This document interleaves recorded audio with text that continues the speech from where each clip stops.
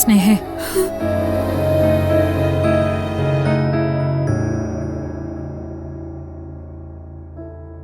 നീ എന്നെ കണ്ട് കണ്ണുനീര് തുടച്ചാലും ഉള്ളിലുള്ള വിഷമൊന്നും മാറാൻ പോകുന്നില്ലെന്ന് ഏടത്തേക്കറിയാം.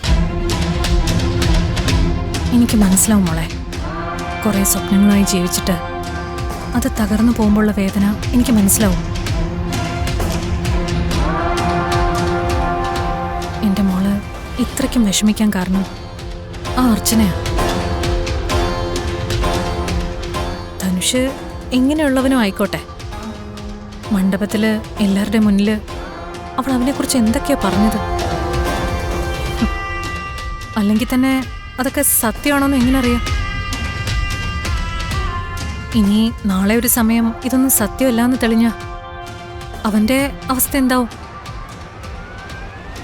മോളുടെ അവസ്ഥ എന്താവും? ധനുഷിനെ കുറിച്ച് അവൾ അറിഞ്ഞതൊക്കെ അച്ഛനോടോ നന്ദേട്ടനോടോ രഹസ്യമായി പറഞ്ഞിട്ട് താൽക്കാലികമായി ഈ വിവാഹം നിർത്തിവെച്ച് അതിനെക്കുറിച്ച് അന്വേഷിക്കുന്നതിന് പകരം അവൾ എന്തൊക്കെയാ കാണിച്ചത്? ആളുകളുടെ മുന്നിൽ വെച്ച് വലിയ ഷോ അല്ലായിരുന്നോ?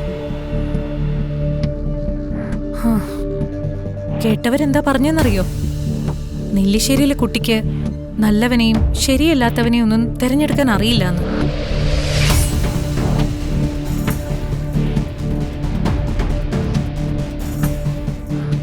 അതൊക്കെ പറയിപ്പിച്ചത് അർച്ചനയല്ലേ? ധനുഷിനെ 14 ദിവസത്തേക്ക് റിമാൻഡ് ചെയ്തിരിക്കുക.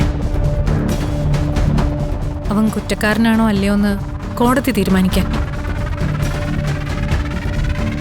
അവൻ നിരപരാധിയാണെന്ന് തെളിഞ്ഞ നമ്മള് അവനോട് ചെയ്തത് വലിയ ദ്രോഹമായി പോയില്ലേ മോളെ?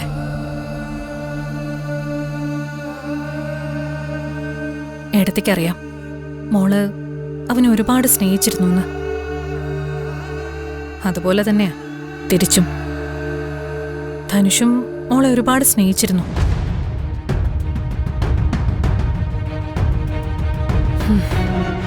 നിനക്ക് അവനോടൊപ്പം ജീവിക്കാൻ വിധിയില്ലാന്ന് കരുതിയാൽ മതി. അല്ലെങ്കിൽ അർച്ചന അങ്ങനെ വരുത്തി തീർത്തു എന്ന് പറയുന്നതാ കൂടുതൽ ശരി. എനിക്കൊറ്റ പ്രാർത്ഥനയുള്ളൂ, ഇനി അഥവാ അവൻ കുറ്റക്കാരനല്ലെന്ന് നാളെ ഒരു സമയം എല്ലാവർക്കും ബോധ്യമായ എന്റെ കുഞ്ഞിന് പിടിച്ചു നിൽക്കാനുള്ള ധൈര്യം ഉണ്ടാവണേന്ന്. ഇനി ഏട്ടത്തി ഓരോന്ന് പറഞ്ഞു മോളെ വിഷമിപ്പിക്കുന്നില്ല. മോള് കുറച്ചേരം ഒറ്റയ്ക്കിരിക്കുക, നടന്നൊക്കെ മറക്കാൻ ശ്രമിക്കുക.